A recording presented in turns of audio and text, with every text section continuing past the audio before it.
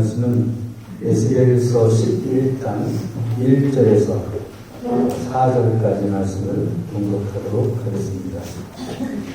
교독해서 읽겠습니다. 에스겔서 11장 1절을 제가 먼저 읽겠습니다.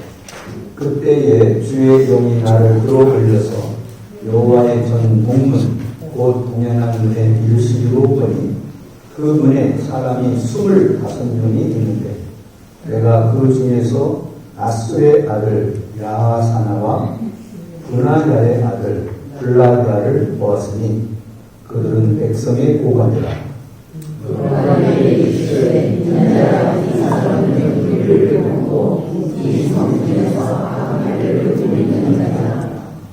그들의 말이 집 건축할 때가 가깝지 아니한즉 이 성읍은 가마가 되고 우리는 고리가 된다 하나니.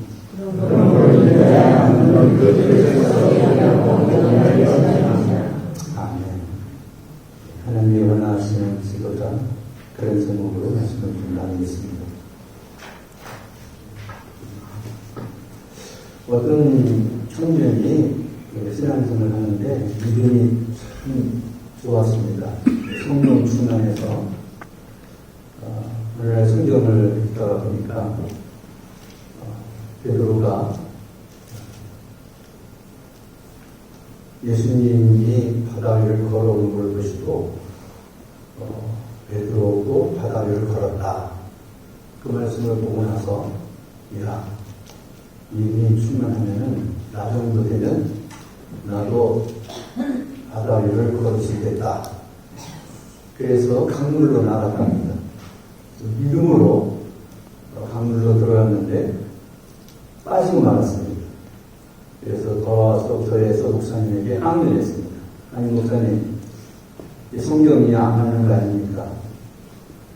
내가 믿음이 충만해서 무리를 걸을 줄 알고 갔는데 빠지고 말았습니다. 이거 성경이 거짓말 아닙니까?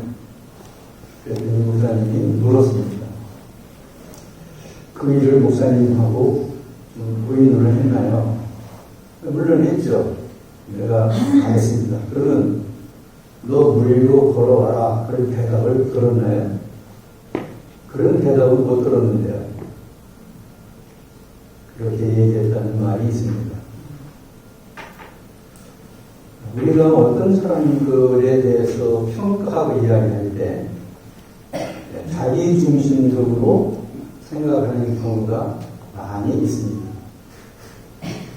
객관화시켜서 본다고 하더라도 주관적인 생각이 마음을 사로잡을 때가 많이 있습니다. 그래서 간혹 실수하고 그리고 부끄러움을 당하는 경우도 없지 않아 있게 됩니다. 옳다고 생각해서 말했는데 나중에 보니까 옳지 않은 것도 있고요. 주장을 했었는데 나중에 보니까 그 주장이 틀린 것도 있을 수가 있거든요.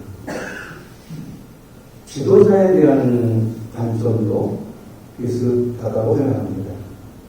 내가 생각하는 지도자는 이런 사람이어야 되는데, 내가 생각하는 대통령은 이런 사람이어야 되는데 하는 주관적인 생각으로 지도자들을 평가할 수 있습니다. 구약시대에 있었던 일입니다. 사무엘 선지자와 하나님과 대화합니다. 사울왕을 세웠는데 내가 보니까 이 사울왕이 내 마음에 맞지 않다. 더 이상 왕을 시킬 수가 없겠다. 그런데 가만히 보니까 다윗이 내 마음에 합한 사람이다. 그래서 나는 내 마음에 맞지 않는 사울을 왕위에서 퇴위시키고 대신 목동 출신이긴 하지만 다윗이 내 마음에 맞으니 내가 지도자로 선택해야겠다. 그래서 사울 왕이 폐위가 되고 다윗이 왕이 되게 되는 경우를 보게 됩니다. 오늘 우리가 읽어 내려가는 큐티의 에스겔서는 이런 지도자의 문제에 대해서 하나님이 우리에게 메시지를 주고 있습니다. 이를 이해하기 위해서 에스겔서를 한눈에 본다면 에스겔서는 1장에서 48장까지 되어 있는데 저는 좀 어려운 책입니다. 하나님의 계시가 많이 들어있기 때문에 그런데요. 이스라엘에 대한 하나님의 심판을 예언한 것은 1장에서 14장까지입니다. 그리고 열방에 대한 하나님의 심판을 예언한 것이 25장에서 32장. 그리고 이스라엘을 위한 소망의 말씀이 33장에서 48장이 됩니다. 그런데 이스라엘에 대한 하나님의 심판을 예언하는 1장에서 24장 가운데에 꼭 집어서 유다의 서울인 예루살렘에 대한 하나님의 심판의 예언이 8장에서 15장까지입니다. 그런데 이 가운데에서 지도자들에 대해서 심판을 예언한 것이 11장입니다. 우리는 오늘 11장의 이야기를 보게 되어집니다. 이미 한 차례 설명해 드렸지만 유다는 하나님 말씀대로 살지 않고 우상을 섬기고 하나님을 의지하는 대신 강대국을 의지하고 이런 죄들 때문에 심판을 받게 된다는 예언을 기록했는데도 불구하고 그 백성들이 하나님을 떠났습니다. 하나님은 심판할 수밖에 없습니다.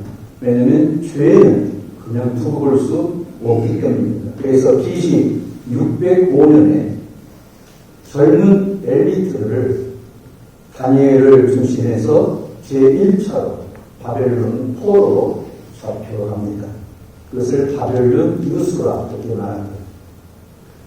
그리고 두 번째 포로로 잡혀가는 것이 BC 597년인데 이미 한번 우리가 다뤘습니다. 이때는 기술자들, 장인들 이런 사람들을 주로 잡아가는데 당시에 요아김이 왕이었는데 그 왕을 잡아갑니다.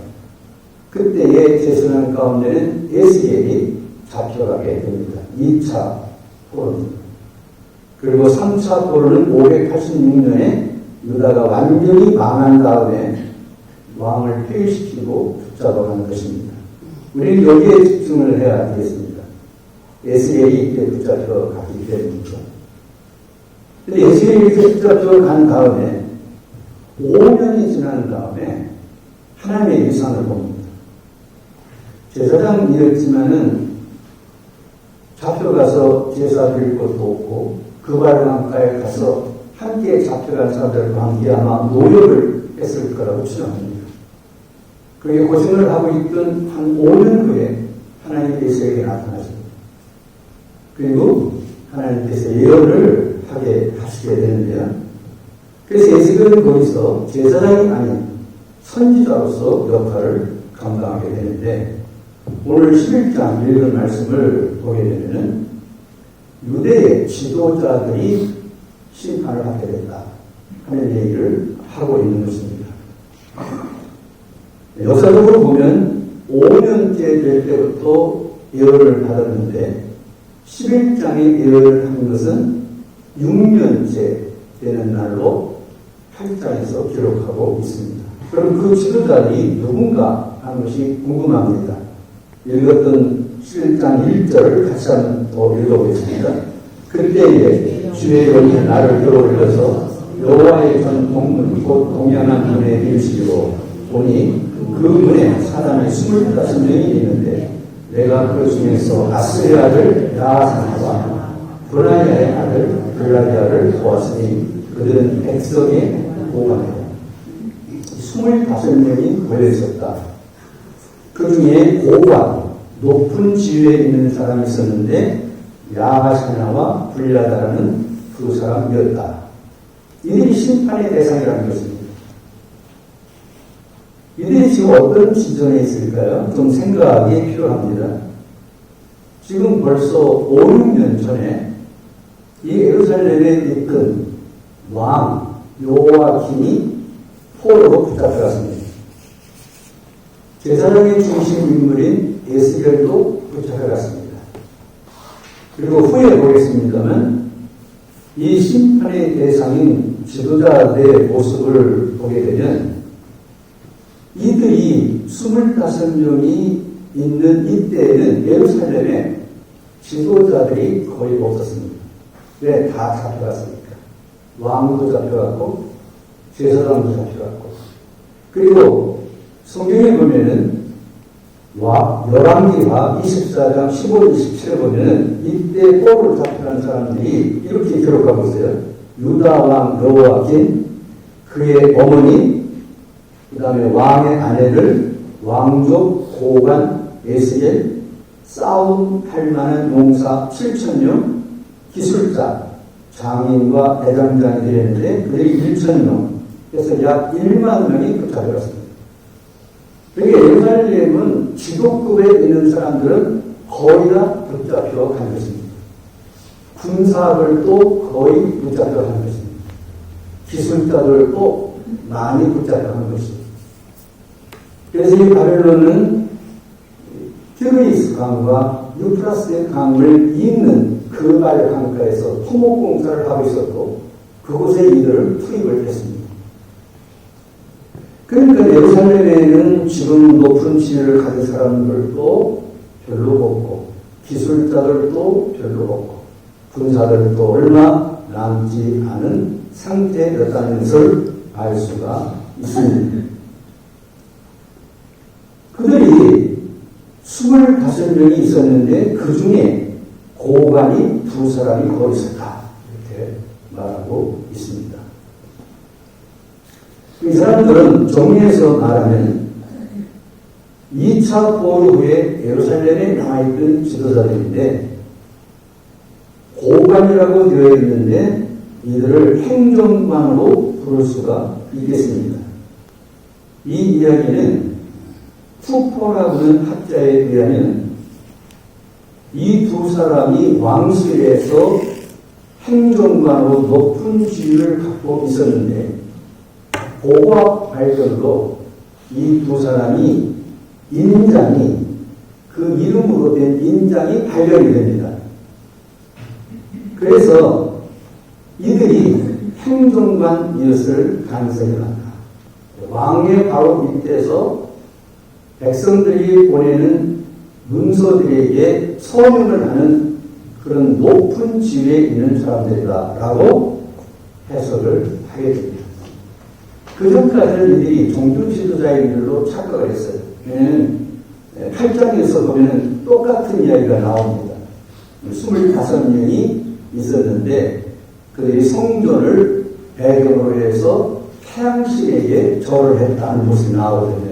이 같은 사람으로 봐서 종교 지도자들이라고 해석을 했었는데, 고고학의 발전으로 투표라고 하는 사람에 의해서 이 인장이 발견됨으로 인해서 이들은 종교 지도자가 아닌 왕의 밑에서 왕을 조력하던 고관이었을 것으로 해석하고 있습니다.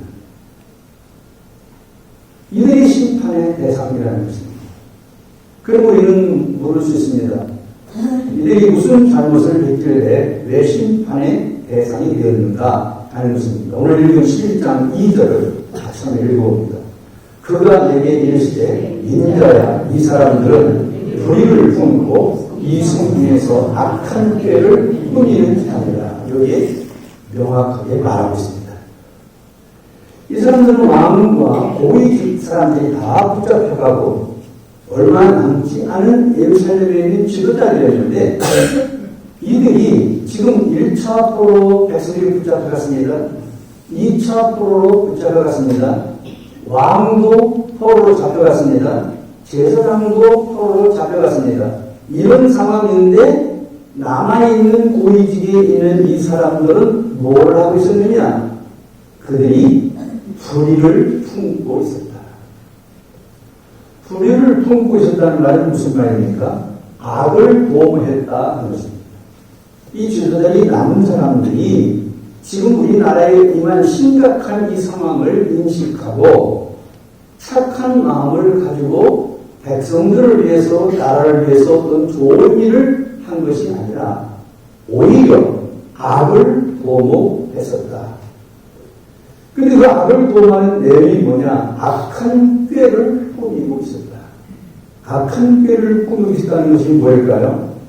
불의와 악을 조장했다는 것입니다.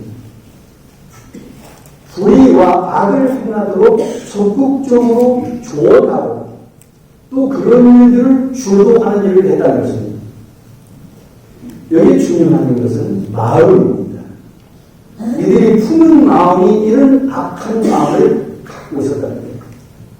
선한 마음, 착한 마음을 갖는 것이 아니라 그 마음 속에 악한 마음이 있었다. 정의와 그리고 공의를 세우는 지도자가 아니라 불의를 조장하고 악을 적극적으로 생각해가지고 꾀를 만들어서 사람들에게 조언을 하고 또 그 일을 행할 수 있도록 주도하는 일을 했다는 것입니다. 이런 것 때문에 이런 지도자들은 하나님이 보실 때 심판할 수밖에 없다라고 에스겔이 지금 포로지에서 예루살렘에 남아있는 이들에 대해서 하나님의 음성을 듣고 예언하는 것입니다. 여러분, 우리가 이해하시지만은 이 악을 모독하거나 악한 꾀를 꾸미는 것을 백성들은 모릅니다. 아무도 모르고 있습니다. 누구만 알고 있습니까? 하나님만 알고 있습니다. 그래서 에스겔 선지자에게 이 말을 가르쳐서 이들이 지금 이런 짓을 하고 있다. 그러니 유다는 당할 수밖에 없다. 지도자들은 심판할 수밖에 없다. 이렇게 말하는 것입니다. 또 하나는 3절의 말씀입니다. 읽어보겠습니다. 그의 말이 집 건축할 때가 가깝지 아니하는즉, 전반절만 읽었습니다. 이 집 건축할 때가 가깝지 아니하는 말을 해석에는 두 가지가 있습니다. 하나는 빈집이 많으니까 새로 건축할 필요가 없다. 빈집이 많을 수밖에 없죠. 왕을 비롯해서 지금 1만 명 이상 되는 사람이 2차 포로 때 잡혀갔고, 엘리트 그룹은 다니엘이 잡혀갈 때에 대부분 잡혀갔기 때문에 이 당시에 남아있는 사람들은 천민들만 남아있습니다. 엘리트들은 거의 다 붙잡혀갔습니다. 기술자들도 다 붙잡혀갔습니다. 남아있는 사람들은 천민만 남아있습니다. 비행기만. 그러니까 이들이 생각한 거예요. 우리가 빈집이 많으니까 우리 집을 위해서 건축할 필요가 없다. 무슨 말입니까? 우리는 안전하고 편안하게 살 수 있다. 넉넉하게 붙잡혀간 사람은 붙잡혀간 사람이고 그들은 우리 보러 가서 거기 살 거고 우리는 여기서 빈집들 많으니까 새로 집 건축할 필요도 없고 편안히 살 수 있다. 두 번째 해석은 NIV 해석입니다. 곧 집을 지을 때가 되지 않겠느냐라고 영어 성경 NIV는 기록하고 있습니다. 이것은 회복을 하게 될 거니까 회복을 하게 되면 우리가 좋은 집을 더 지을 때가 곧 오지 않겠느냐. 그러니 지금은 집 지으려고 없냐고 걱정하고 그렇게 살지 말고 편안하게 살자. 걱정할 필요 하나도 없다. 이걸 조금 의역을 하면 이렇게 말할 수 있습니다. 왕으로 잡혀갔고 우리나라를 다스리는 엘리트들이 지금 다 잡혀간 상황이지만 그들은 그들이고 우리는 다행히 잡혀가지 않고 남아있으니 여기서 편안하게 살자. 안전하다 우리는. 이렇게 말을 했는데 그 말은 거짓이라는 것입니다. 그렇게 말하는데 그 거짓 이야기하는 것 때문에 편안하다고 거짓말하는 것 때문에 우리는 망하지 않는다고 우리는 그냥 남아있는 사람들이 잘 살 수 있다고 말하는 그 거짓말 때문에 지도자들은 심판을 받게 된다. 또 하나는 13장 후반절에 이 성읍은 가마가 되고 우리는 고기가 된다 하나님이 말했는데요. 이 성읍은 가마로 비유하고 예루살렘 성읍을 얘기합니다. 고기는 우리라고 해서 우리는 누구니까 남아있는 사람이에요. 그러니까 이 고기가 그 가마 속에 예루살렘에 지금 남아있는 고기처럼 우리는 안전하고 편안하다는 거예요. 왜냐하면 이 당시의 고기는 아주 좋은 고기는 잘 보관을 합니다. 속 안에다가. 그러나 내장이나 쓸데없는 그런 버릴 것들은 다 버리고 아주 살코기 외에 다른 것들은 이 뚜껑이 위에다가 이렇게 그 요리를 하고 가마솥에 넣지 않습니다. 그러니까 붙잡혀간 사람은 이렇게 버리는 사람들과 마찬가지다. 포로로 잡혀간 사람들은 필요 없는 내향들과 가까워서 다 버리는 그런 사람들이고, 우리는 누구냐? 가마솥 안에서 안전히 지금 편안하게 있는 우리가 이 가마솥에 있는 고기다. 그러니까 우리는 안전하다. 우리는 편안하다. 잘 살 수 있다. 그 사람들이 잡혀가지고 무슨 고생을 하든 토목공사에도 가서 노예로 살든 왕은 지금 감옥에 갇혀 있습니다. 감옥 생활을 하는 상관없다. 우리는 여기서 안전하게 살 수 있다. 편안하게 살 수 있다. 그렇게 말했다는 데 지도자들이에요. 그런데 하나님은 그걸 보고 있습니다. 하나님이 보니까 그렇게 말하는 것은 거짓말이에요. 편할 수밖에 없다. 유다의 아들이 사기 때문에 곧 이 나라가 멸망하게 될 거고, 멸망할 때에 그들이 집을 잃고 재산을 잃고 그리고 가족이 해체되고 죽고 이런 일이 일어날 거다. 근데 지도자들이 거짓말합니다. 그런 일을 오지 않는다. 우리는 가마솥에 있는 고기처럼 편안하다. 이 거짓말이다. 그것 때문에 심판의 대상이 됩니다. 하나님은 명확하게 이야기합니다. 4절입니다. 같이 있습니다. 그러므로 인자여 너는 그들을 쳐서 예언하고 예언할지니라. 구약에는 히브리어로 되어 있는데요. 히브리어 원문을 직역하면 이렇게 직역할 수 있습니다. 내가 너희에게 판결을 집행할 것이다. 예외 없습니다. 더 이상 생각도 할 것입니다. 이런 죄악들을 여기 지고 있기 때문에 나는 너희에게 판결을 그냥 집행하는 것만 남았다. 이렇게 강력하게 이야기를 했습니다.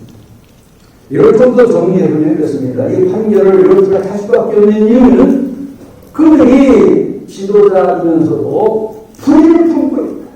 리더이면서도 악한 마음을 품고 있다. 나라를 위해서 어떻게 좋은 일을 할 것인가, 이 백성들에서 어떻게 좋은 일을 할까를 생각을 안 하고 악한 불의한 마음을 품고 악을 도매했다. 그 이유가 뭔가? 자기 이익, 자기 간격입니다. 포로로 잡혀간 왕은 잡혀갔든지 말든지, 선지자들이 잡혀가고 제사장이 잡혀가고 기술자들 엘리트들이 잡혀갔든지 말든지, 나만 편합니다. 나는 안 잡혀갔지 않느냐? 나는 이게 안전하지 않냐? 나는 편안하지 않냐? 이게 자기 이익과 자기 손해본 거 없어요. 집이 없어진 거 아닙니다. 붙잡혀가지 않았어요. 가족 해체된 거 아닙니다. 내 가족은 평안해요. 내 재산을 지금 지키고 있어요. 그러니 재산을 잃고 사람이 죽어나가고 가족들이 죽어나간 그 사람들과 상관없이 우리는 여기서 안전하다. 그렇게 자기만 위해서 있는 것이 아니라 악한 꾀를 꾸며가지고 이 불의와 악을 적극적으로 조언합니다. 백성들에게 걱정하지 마라, 염려하지 마라, 우리는 편안하다, 안전하다. 우리 집 안 잃었지 않느냐? 우리 재산 없어지지 않지 않느냐? 우리 자식들 좀 자살 되지 않느냐? 뭐가 걱정이냐? 우리는 편안히 살 수 있다. 그래서 악한 것을 조언하고 그 일을 주도했는데 사실은 그것도 자기 아들을 위해서입니다. 자기가 지금 누리고 있는 것을 그대로 지키기 위해서. 그것만 지켜지면 나라가 망하든지 말든지, 내 가족만 편안히 살면 다른 가족이야 해치든지 말든지, 내 재산만 지키고 평안히 살면 됐고 다른 사람이 어떻게 되는지는 그런 상관없다. 이렇게 했다. 거짓 평안을 선포하고 따르게 했어요. 이거는요 중대한 범죄인데요. 왜 그러냐면요, 회개할 기회를 박탈하는 것입니다. 잘못한 사람들이 잘못했다고 말해야 회개할 기회가 올 거 아닙니까? 회개해야 그 사람이 살잖아요. 근데 회개할 것이 많이 있는데 괜찮다고 말하는 거예요. 또 회개 안 해도 된다. 그냥 살아도 돼. 지금 요즘 레오 14세인가요? 교황이 새로 됐는데 엄청난 발표를 해가지고 전 세계가 떠들어가고 있습니다. 이 지금 나온 얘기는 아닙니다만 캐톨릭에서 간간 나오는 얘기입니다만 이 사람이 10가지를 발표했어요. 그 중에 뭘 얘기했냐면 지옥은 없다. 사탄도 없다. 엄청난 발표를 했어요. 교황은 캐톨릭은 교황 무소를 주장합니다. 교황이 하는 일은 죄가 되지 않습니다. 죄가 없어요. 완전히 다 옳은 거예요. 그렇게 믿어요. 그런데 그 힘을 통해서 지옥이 없다. 사탄이 없다. 여자들도 친구가 될 수 있다. 10가지 조언을 발표했어요. 이러면 마지막 때가 가까워오고 있습니다. 성령의 나라를 부정하고 수천 년간 내려오는 하나님의 말씀을 완전히 파괴하는데 합법적으로 파괴하고 있습니다. 교황의 이름으로. 이것이 우리가 살고 이 시대입니다. 잘못한 거 있어도 나와만 상관이 없으면 괜찮다는 거예요. 나만 잘 살고 나만 편안하고 내 자신만 안전하면 세상이 거꾸로 돌아가든지 말든지 나라가 망하든지 말든지 나와는 상관이 없다는 거예요. 우리는 편하게 살자는 거예요. 회개를 파하면 무서운 죄를 지는 거죠. 이것은 죄입니다 라고 말해야 이건 죄구나. 그걸 회개하고 살 소망이 생기는 거예요. 그런데 죄를 죄라고 말하지 않는 거예요. 속이는 거예요. 거짓말하는 거예요. 그래서 하나님은 판결을 집행할 수밖에 없다. 저는 이 말씀을 통해서 세 가지를 생각했습니다. 그럼 하나님이 원하는 지도자는 누구인가? 하나님의 시대에 어떤 지도자를 원하실까?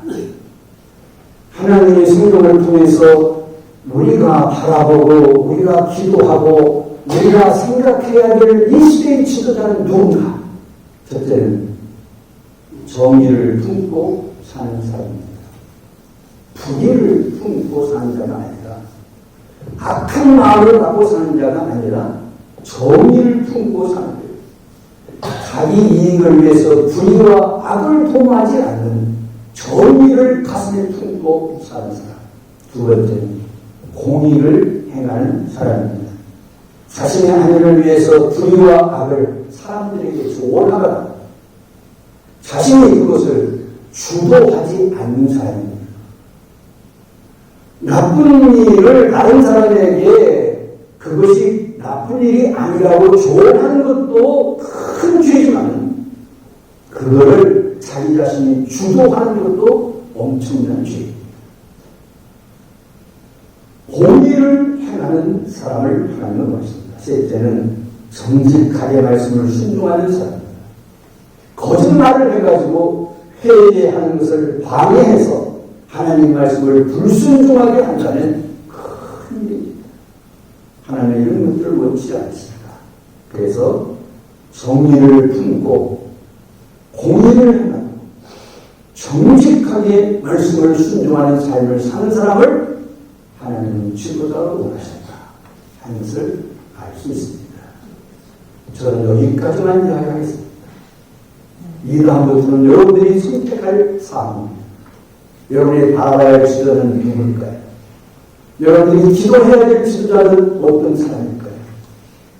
우리가 바라는 세상을 바라보면서 세상의 가치관에 의해서 흔들리거나 어떤 한 사람의 주장에 따라서 내 마음을 왔다 갔다 하는 것이 아니라 하나님이 원하는 지도자가 누군가를 분명히 알고 그런 지도자들을 위해서 특별히 기도하고 그런 지도자를 갖기 위해서 애써야 우리는 모두가 잘 살고 모두가 편안하고 모두가 축복받는 그런 삶이 되게 될 것으로 믿습니다.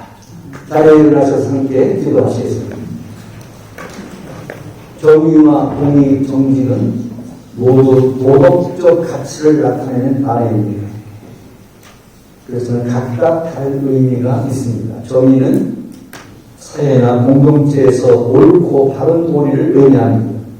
공의는 공평한 도리, 즉 법과 원칙에 따라 모든 사람에게 똑같이 적용되는 정의를 뜻합니다. 정직은 진실하고 거짓이 없는 상태, 즉 성실하고 바르게 행동하는 것을 의미합니다. 하나님은 이런 사람들을 지도자가 되기를 원하십니다. 우리는 우리 교회 리더들이 이런 사람이 되기를 원합니다. 우리 교회 지도자들이 이런 사람이 되도록 기도해야 됩니다. 우리가 살고 있는 미국이나 한국을 위해서 이렇게 하나님이 원하시는 지도자들이 지도자가 될 수 있도록 기도해야 됩니다. 그런 사람들이 통치하는 나라, 그런 사람들이 지도하는 나라, 그 나라가 하나님이 원하시는 나라가 될 것이기 때문입니다. 저희는 한번 묵상하시겠습니다. 내가 우리나라 지도자를 위해서 무엇을 위해서 기도할까? 내가 미국의 지도자를 위해서 무엇을 기도해야 될까? 또 우리가 속해 있는 공동체의 리더들인 목사와 장로들을 위해서 무엇을 위해서 기도해야 될까? 한번 생각하는 시간 되시기 바랍니다.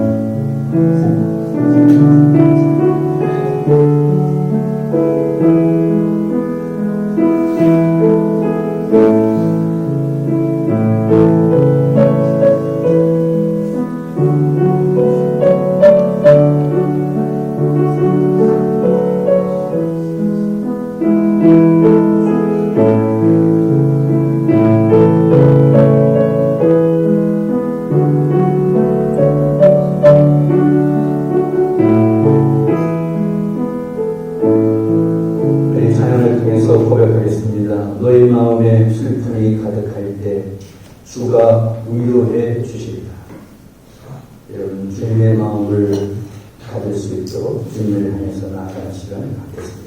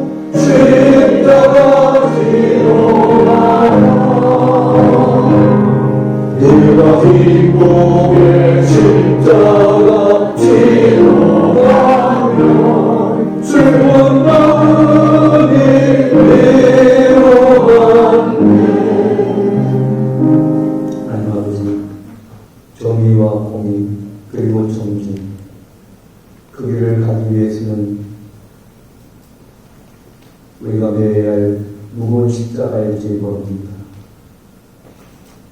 그러나